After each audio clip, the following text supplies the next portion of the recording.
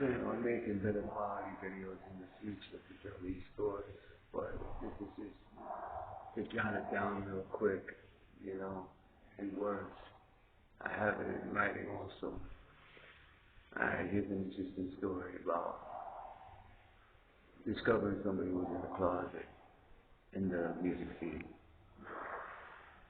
This is probably about 1998. Me and my buddy, we went and scored some drugs, and we had to go and get straight. We were sick. And we went into the bathroom of Coney Island High. We didn't know that it was gay night. So I'm about 19 or 20, and I'm with a guy who's about 28 or 30. Hairy, Middle Eastern looking dude who was about 10 years older than me. We come out of the bathroom about 10 minutes later, and we see this older punk rock who was in this band. His name is Supla, and he was shocked but excited to see us, thinking that we too are part of his tribe. Now, we didn't tell him, hey, we just came in here to go to the bathroom and get straight, because it looked funny. You know, a young guy and an older guy coming out of the bathroom. And there weren't many people in there, but it started getting full. We hung out for about 10 minutes and talked to him. Then after that, like every time he seen me, it was like, oh, how are you, Bobby? How are you doing? He was this big Brazilian star. And in Brazil, he did punk and new wave. And he was a diplomat's kid and a journalist kid, I think. So he was very well known in Rio.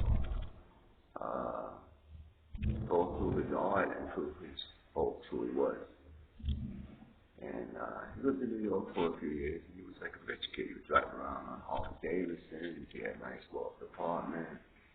Blah, blah, blah. All these girls were throwing themselves at him, and he would turn them down and say they're too young. So they thought he was like a real gentleman or whatever. You know, there was something about him that, he thought,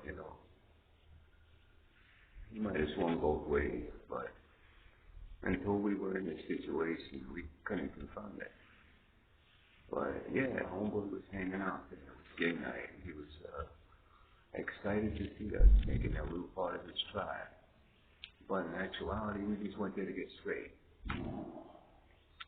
And we didn't break it to him, because the stigma of that anyway, we just, it's cool to see it, man. Yeah. Let's keep it between us, And that's the story with Supra. And years after that, homeboy would just look at me like fucking guy reading Elvis and look at me like a piece of meat. Like, when are we going to get together? Never, homeboy. Never. Oh my God, that was something. That was something else, man. That was totally something else.